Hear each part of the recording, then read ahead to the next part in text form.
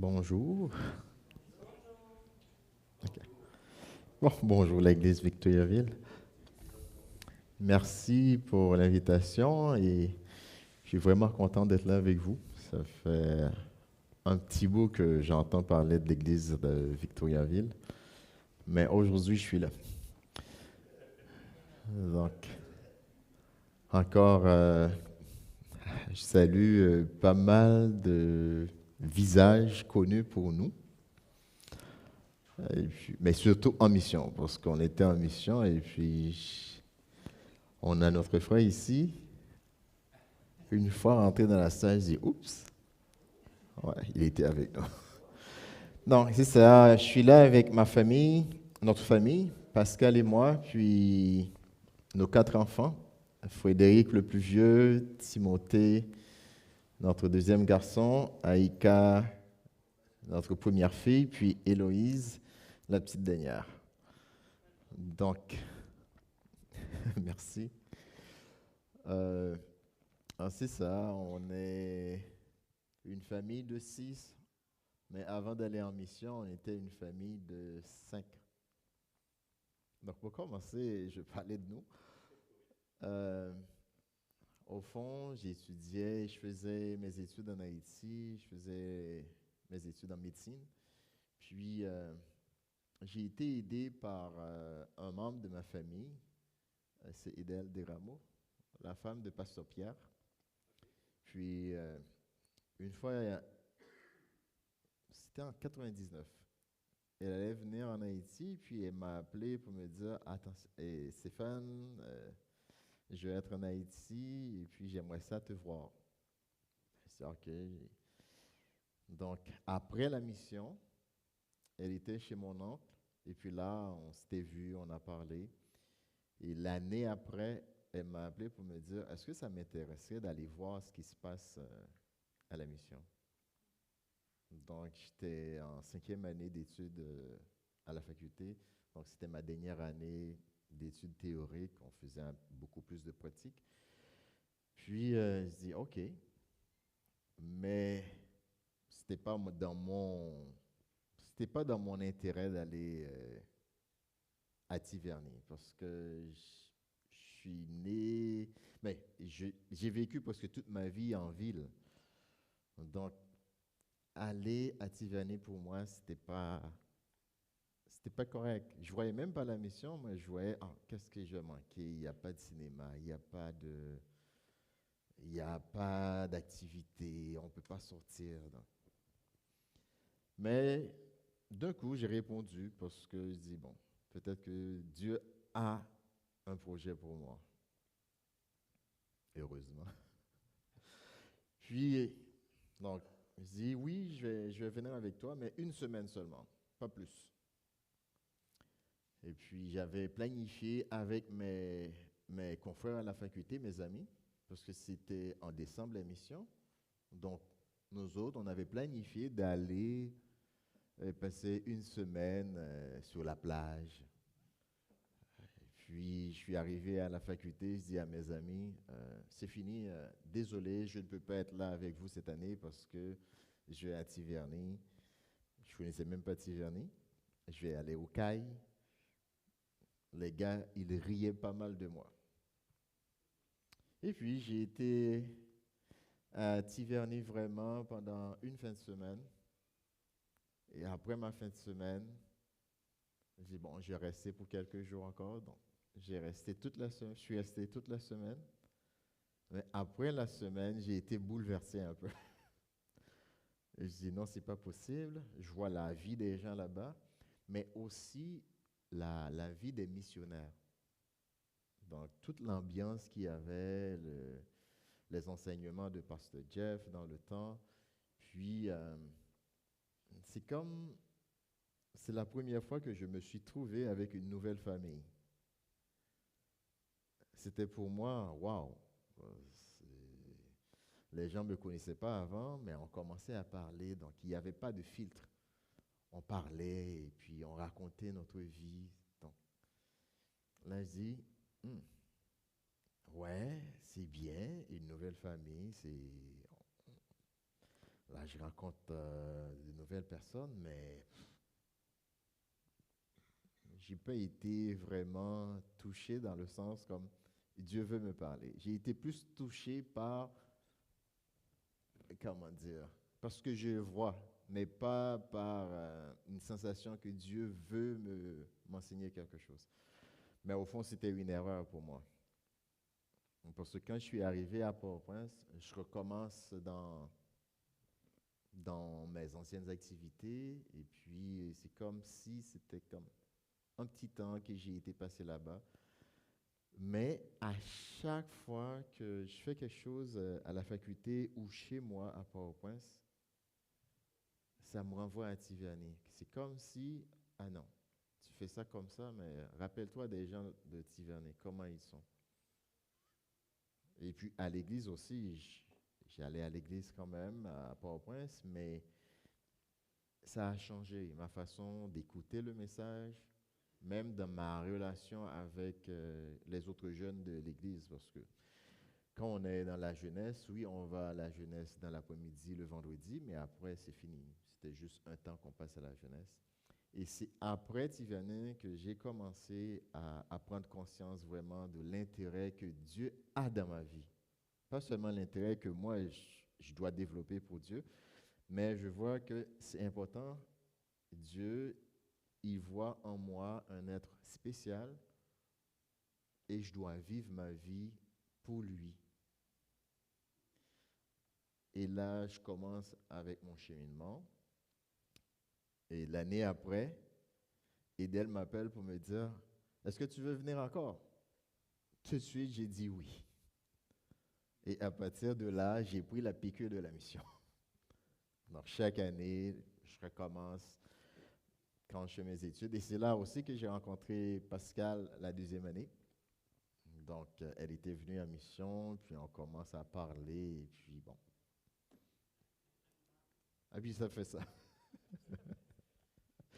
Donc, après, on est rentré au Québec, après mes études. Donc là, je commence à pratiquer la mission en Haïti. Pascal était avec moi, on s'était mariés. Et puis, je suis rentré au Québec, je recommence à faire mes examens. J'ai passé mes examens pour le Collège des médecins. Et puis, j'ai été à l'Université de Montréal aussi. J'ai étudié en santé publique à l'Université de Montréal. Et l'année que j'ai fini mes études, c'était en août. Le pasteur Clément m'a appelé. C'était avant? C'était avant le mois d'août. Oui, non, c'était avant ça. C'était en juin, je pense. Il m'a appelé, il me dit allô, comment ça va, Stéphane? Il dit, ah, ça va bien, pasteur. Et puis, bon, on commence à parler. Puis il me dit je pense à toi et je prie pour toi. Je dis merci beaucoup. Il dit je te vois en mission. Mais pasteur, je ne sais pas si vous connaissez pasteur Clément, il est très direct. Et puis il dit on aimerait ça que tu partes en mission en Haïti pour une année. Après, il dit, mais tu vas parler à ta femme, vous allez prendre la décision ensemble. Ben là, imaginez, je viens de terminer mes études. Là, il dit, bon, je vais chercher un emploi au Québec, tout ça. Non. Là, je réfléchis vraiment. Je dis, mais c'est quoi cette histoire-là? Mais j'ai parlé à Pascal. Pour nous, ce n'était pas possible parce qu'on vient d'avoir 3 enfants. Et puis, non, non, ma femme était enceinte, bon, en plus, ouais. C'était deux, on avait les 2 premiers garçons, puis Aïka était encore dans le ventre. Là, je dis, mais ouf, aller en mission, c'est pas possible. Ben, je dis, bon, de toute façon, quand on a un appel, la meilleure chose à faire, c'est de parler à Dieu et prier. Donc, on a prié, et puis, parce que on me dit qu'il va me rappeler dans 2 semaines. Personnellement, j'avais complètement oublié. J'ai oublié. C'est comme, on a prié, mais, ok, si Dieu veut répondre, il va répondre. 2 semaines plus tard, Pasteur Clamont appelle. Il dit, et puis, là, parce qu'elle était à côté de moi, on n'avait même pas pris la décision ensemble. Il dit, oui, on va y aller.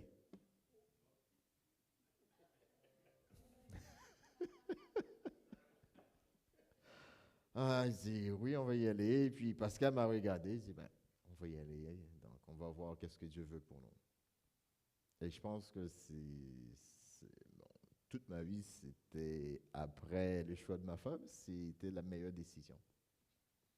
C'était vraiment la meilleure décision que j'ai prise, une décision qui a bouleversé notre vie, mais pour le bien, je veux dire. Donc, c'est là que j'ai appris pas mal, mais ma marche avec Dieu. euh, j'ai appris à cultiver l'humilité et à dépendre totalement de Dieu vraiment. Parce que quand on est jeune, professionnel, on n'a pas beaucoup de responsabilités, la vie est belle. Donc on pense toujours que tout est facile, tout dépend de nous. Mais quand on est dans des situations où on n'est pas vraiment, on n'a pas le contrôle, et c'est là qu'on voit, ah ouais, là je dois me remettre totalement à Dieu. Et c'est à la mission que j'ai appris à me remettre totalement à Dieu. Là, on a commencé la mission, jeune missionnaire, c'est la première fois que j'ai été responsable en mission tout seul. Parce que quand il y a la mission avec les grands groupes, c'est une forme de dynamisme qui n'est pas pareil quand on est tout seul. On s'était retrouvé à Tivani avec 3 enfants sur un grand terrain qui n'avait pas encore un grand mur. Donc, on vivait vraiment avec la population de Tivani. Et c'est là qu'on commence à travailler. On a travaillé pour la croissance de la clinique. Dieu a apporté ses provisions. On a développé une bonne relation avec l'église locale. Et avec cette relation-là, on a pris un groupe d'enfants. On a commencé à évangéliser les enfants du village. On avait commencé avec un petit groupe qui venait jouer avec nos enfants sur le camp. Il était 10-12. Et après, quand on a commencé, ça a grandi. On avait 30 d'un coup. Puis, jusqu'à un moment donné, on avait 100 enfants sur le campus. Et pendant plus que 10 ans, on n'a jamais eu comme un petit groupe de 10 vraiment. Ça grandissait, ça grandissait. On voyait les enfants partir. Ceux qui avaient 12-13 ans, maintenant, ils ont... Pas maintenant. Cette année-là, ils ont 22-23 ans. Donc, à la mission, Dieu m'a montré que ce n'était pas mon choix. Parce que mon premier choix, c'était de finir mes études, travailler, avoir ma maison. Et puis, j'aimais les voitures avant. Donc, c'était comme aller travailler, acheter ma voiture et puis aller prendre des congés. Mais Dieu m'a changé complètement. Et même avant d'aller en mission, il y a 2 messages. C'est la mission spécifique que Dieu nous a envoyée, nous a demandé de faire pour lui. Je n'avais même pas pensé à ça quand je partais en mission. Je n'avais jamais pensé à Matthieu 28 quand j'allais en mission. J'étais allé en mission juste pour faire vraiment prendre soin des gens. Mais je n'avais pas pensé à la dernière parole de Jésus-Christ qui nous dit d'aller faire des disciples partout.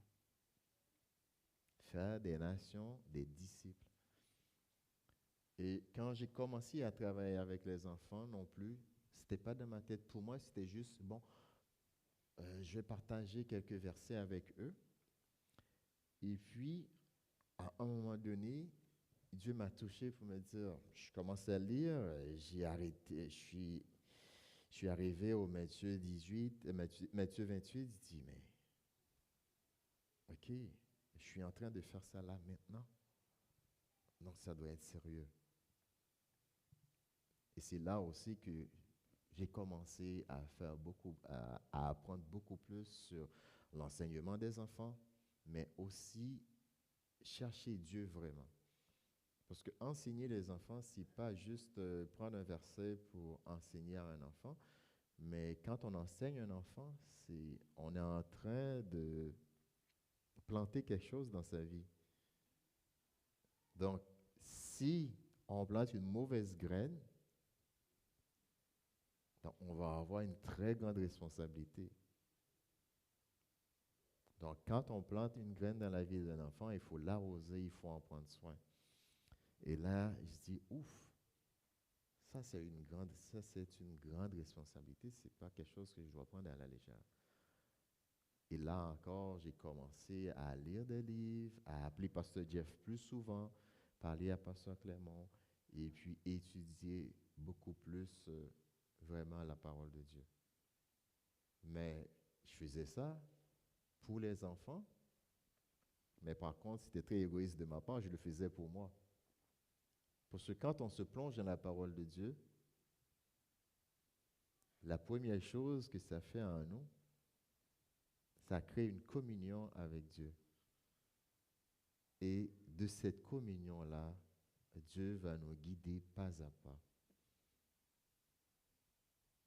Et je dis merci Seigneur parce que tu m'as montré à faire ça pour les enfants, mais tu l'as fait pour moi. C'est pas facile quand on travaille et penser à lire sa Bible, penser à apprendre, à s'arrêter pour dire Seigneur Jésus, qu'est-ce que tu veux dans ma vie? Et c'est grâce à la mission.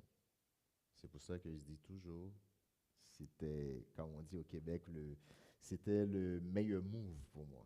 C'est ça que j'avais besoin pour ma vie. Tout le monde, les églises, nos frères et sœurs dans les églises, ils me voient envoyé comme missionnaire, mais moi je vois, c'est là que Dieu m'a appelé pour changer ma vie. Et ce changement, ce n'est pas seulement un changement spirituel, mais il a fait de moi l'homme que je devais être.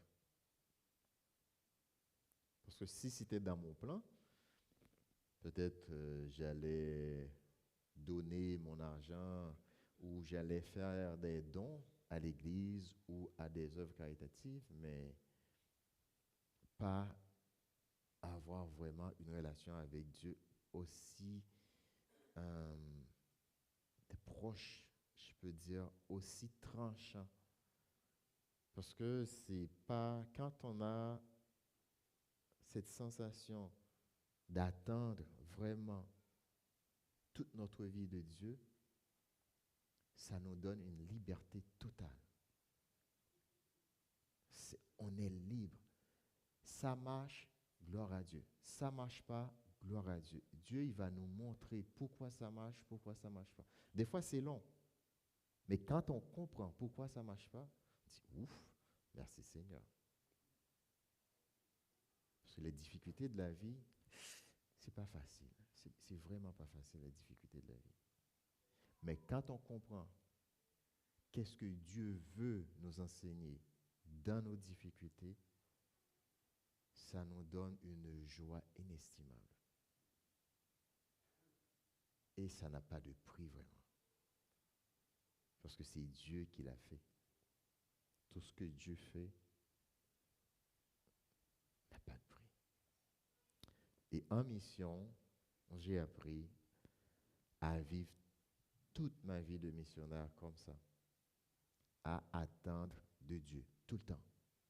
Seigneur Dieu, qu'est-ce que tu veux que je fasse? Oui, des fois je m'énerve, des fois je pense que c'est moi qui vais arranger les choses. Seigneur, vraiment, je te demande pardon parce que je pensais à moi. Mais maintenant, enseigne-moi qu'est-ce que tu veux. C'était ça notre prière en mission. Parce que ce n'est pas possible, on ne peut pas vraiment réaliser de grandes choses par nous-mêmes. On pense pouvoir réaliser de grandes choses, mais ce n'est pas possible. En mission, la clinique, on avait commencé avec une chambre en 2009 Et en 2013, quand on est parti en mission, il y avait encore cette chambre-là avec les autres salles de la clinique sans finition, on va dire. Et pendant qu'on était en mission, la clinique grandissait. Même moi, j'étais là, je dis, mais c'est pas possible. On est loin de la ville. On était mais on est encore loin de la ville, loin de tous les grands centres. Mais les gens venaient à la clinique. Et quand ils viennent à la clinique, il y a des gens qui viennent là-bas, pas seulement pour les soins, mais parce que quand ils viennent à la clinique, il y a des gens, médecins, infirmières ou personnel de la clinique, qui la reçoivent avec joie, qui la reçoivent comme des frères, comme des sœurs. Et les gens ont eu pas mal, je veux dire, ils ont vraiment du bon temps de partage. Ça, c'est leur témoignage.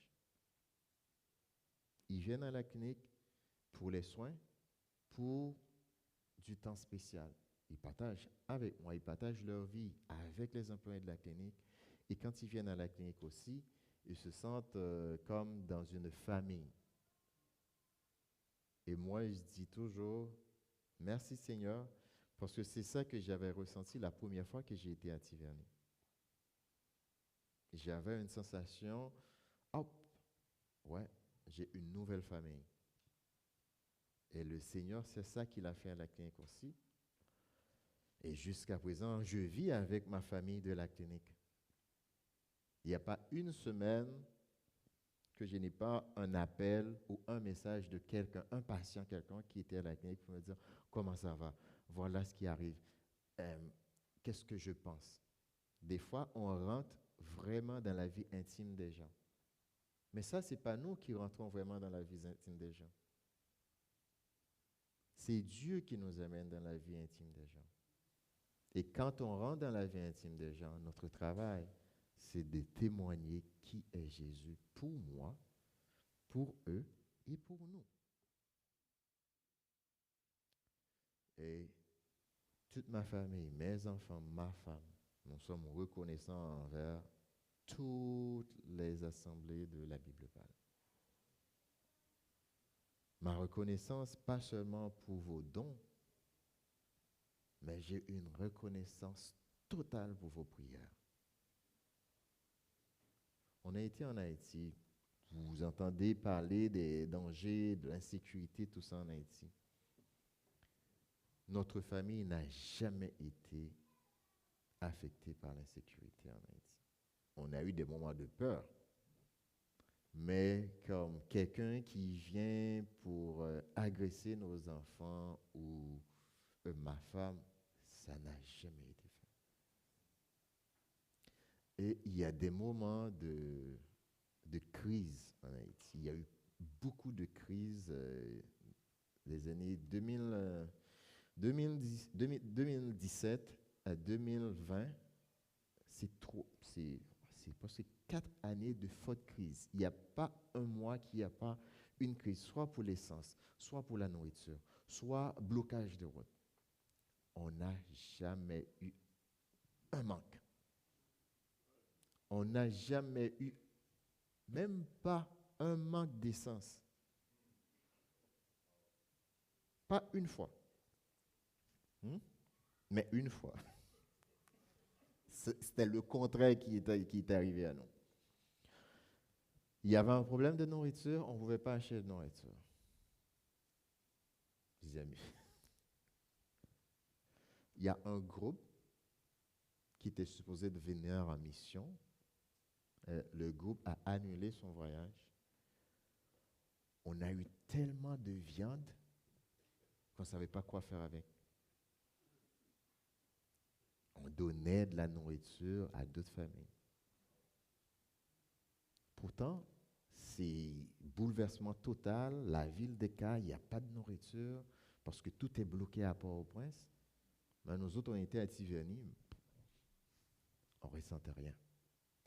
Après, il y avait un autre bouleversement où tout le monde disait qu'il va y avoir une grosse crise. On s'était déplacé pour... Bon, on était allé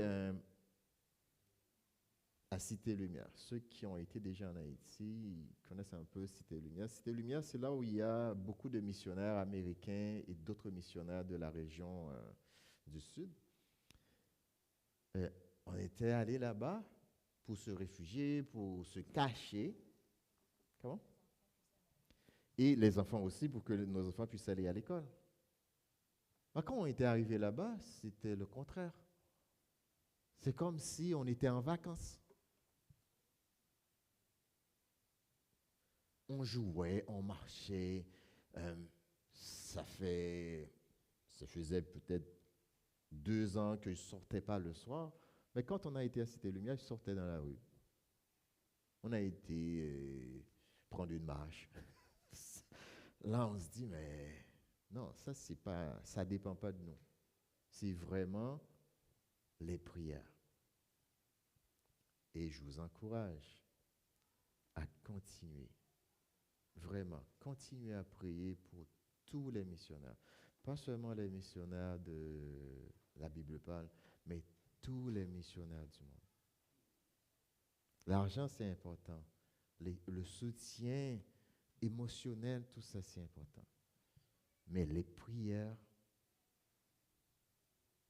n'ont pas de prix. Parce que des fois, on a de l'argent à la mission, mais on ne peut même pas utiliser notre argent. Des fois, on a tout. Il y a des médicaments, il y a tout. Mais on ne peut pas les utiliser. Mais par contre, on était toujours bien. Et je dis toujours, c'est grâce aux prières de nos églises, de nos frères et sœurs. Je suis vraiment reconnaissant et je vous dis encore merci pour ces prières. Merci pour vos dons. Merci pour tout ce que vous faites pour la mission. Ce n'est pas notre mission à nous. C'est même pas votre mission. C'est ça qui est spécial. C'est la mission de Dieu. Donc, quand vous avez cette chance de participer à la mission, que ce soit pour aller comme un souper spaghetti ou vendre de garage, personnellement, je trouve ça, je considère ce temps ou cette chance, pour moi, c'est un privilège. Un privilège de travailler dans le plan de Dieu. Un privilège de vivre ce que Dieu veut que je vive. Ce n'est pas tout le monde qui a ce privilège. Quand vous avez ce privilège pour participer à une vente de garage ou pour aller avec 2, 3 frères pour prier pour un groupe missionnaire, ne lâchez pas. Allez-y avec force. C'est votre participation. Quand vous faites ça, c'est comme si vous étiez en mission. On n'est pas tous appelés pour aller en mission. On n'a pas tous la même énergie, on n'a pas tous le même bagage, mais on a tous un moyen, une force spéciale. C'est la prière. Merci encore pour vos prières et je vous encourage à continuer, garder, rester dans la prière. Et toute notre vie dans la mission, c'était ça. On reçoit les dons, on reçoit les encouragements, mais ce que nous n'avons pas reçu dans nos mains ou dans nos oreilles, c'était vos prières, mais vos prières étaient tout autour de nous, parce que Dieu était toujours là. Dieu était toujours avec nous en mission. Je vois, vous avez déjà entendu parler de l'ouragan Mathieu. L'ouragan, c'était spécial parce que c'est des accidents, il y a des gens qui ont perdu presque tout ce qu'il y avait. Mais ce qui était important pour moi, ce que Dieu m'a appris, ce que Dieu m'a montré dans ça, c'est le courage et le bienfait des frères et sœurs. Le gouvernement haïtien n'aurait pas pu reconstruire le village de Tiverny comme la mission ou comme Dieu a fait. Avec des dons, les dons que la mission reçoit de vous autres.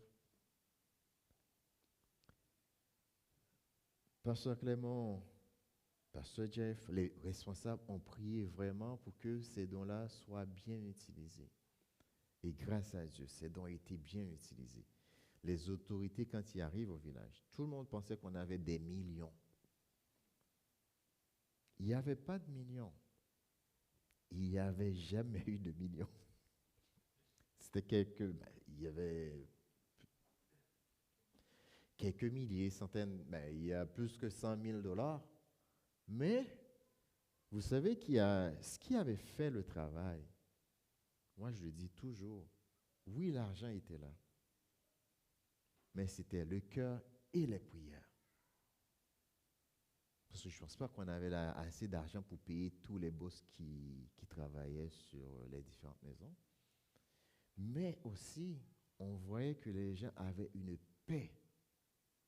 Moi, j'ai vécu en Haïti. Quand les gens sont dans le besoin, ça crée des bagarres. Et la mission avait presque reconstruit tout le village. Il n'y a jamais eu de bagarre. Et même les autorités de la localité nous regardaient parce que les autres, ils s'attendaient à ce qu'à un moment donné, ça fait boum. Mais non. Il y avait la mission. Dieu a fait son plan. Tout le monde a eu leur maison. Et puis, c'était réglé. Donc, encore une fois, ce n'est pas l'œuvre d'un homme ou des hommes.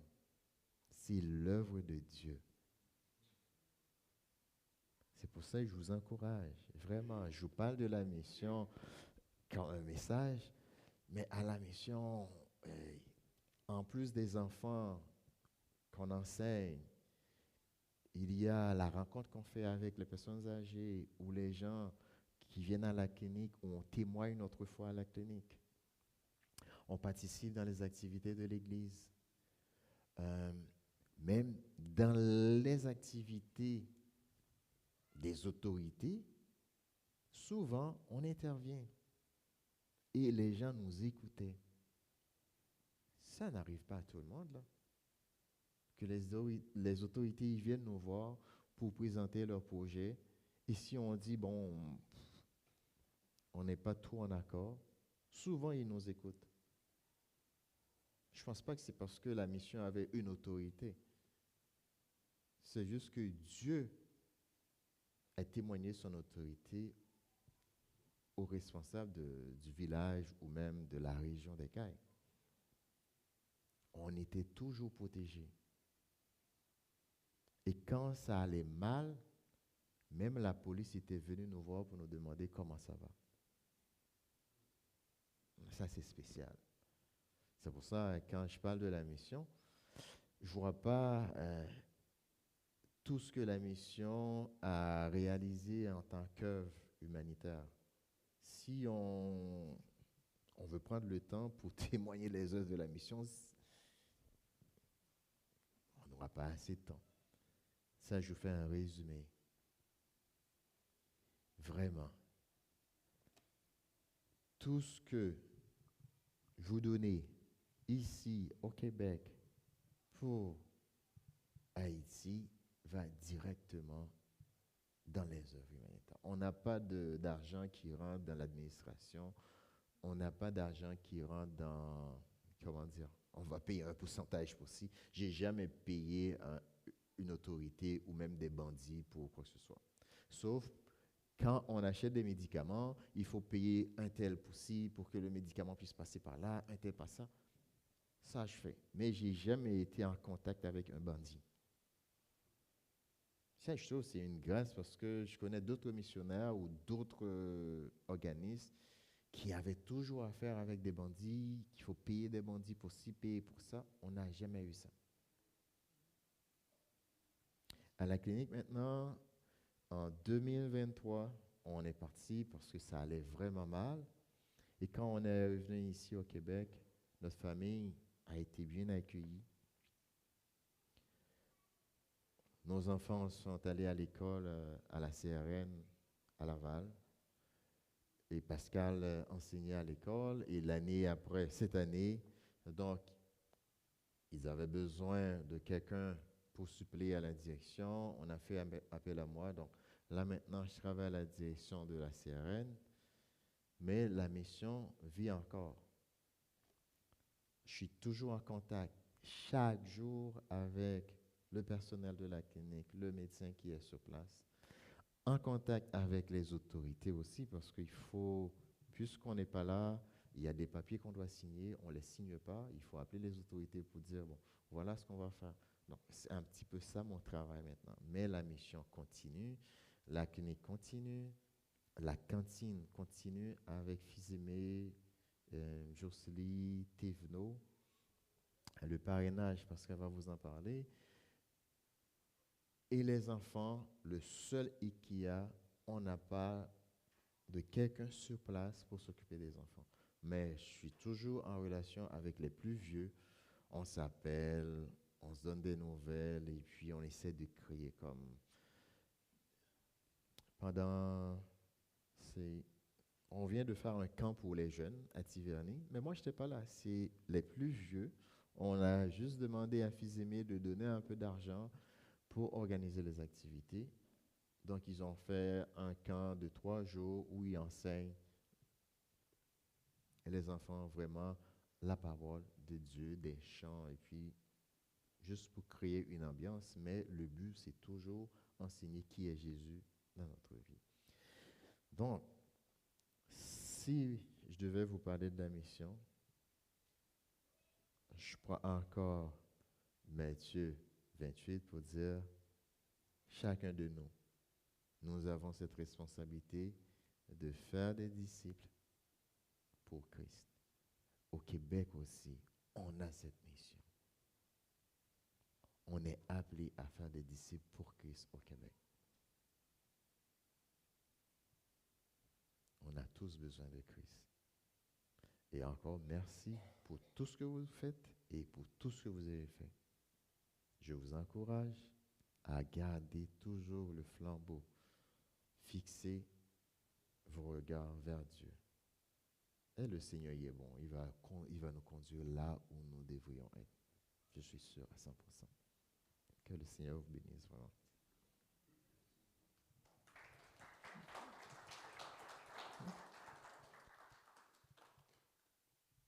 Allô? Est-ce que ça fonctionne? Bon, bonjour tout le monde. Je ne vais pas donner ma version de l'histoire. Je vais juste parler du parrainage. Donc, depuis le parrainage, la mission La Bible parle contribue au parrainage depuis environ 20 ans. Au début, c'était Diane Deslongchamps qui était responsable et ensuite Marie Beaulac. Et pendant les années où, comme Stéphane a parlé, où il y a eu des troubles depuis environ 2018-2019, c'est la dernière fois où on a eu une grosse équipe qui est allée en Haïti à cause de la sécurité. Donc, un an plus tard, en 2020, on m'a demandé d'aider Marie à prendre les photos et les renseignements au sujet des enfants parce qu'elle ne pouvait pas venir sur place. Donc, j'ai commencé à travailler avec elle à ce moment-là. Et quand on est venu ici en 2023, mais officiellement, là, depuis janvier 2024, c'est moi qui occupe toutes les fonctions du parrainage, donc de aussi faire les prélèvements bancaires et les opérations ici au Québec. Donc, comment ça fonctionne le parrainage? L'objectif est d'aider les enfants, des enfants et adolescents à pouvoir s'instruire. Donc, en Haïti, il y a peu de gens qui ont une école publique gratuite. Normalement, les gens paient pour aller à l'école. Et comme c'est difficile pour les parents, l'objectif du parrainage, c'est de les aider, d'aider les enfants à être instruits et pour qu'un jour, ils puissent avoir un métier et se débrouiller et aussi contribuer à la société par leur instruction. Donc, c'est une aide, on peut dire, indirecte. On fonctionne en partenariat avec la MEBSH qui se trouve au CAI ou justement à Cité Lumière, que Stéphane a mentionné tout à l'heure. La MEBSH, c'est un organisme qui est reconnu en Haïti et qui chapeaute de nombreuses églises dans le sud. Donc, comment ça fonctionne, c'est qu'on fait les envois à partir d'ici au Canada. On envoie les dons reçus pour le parrainage et c'est transféré en dollars américains et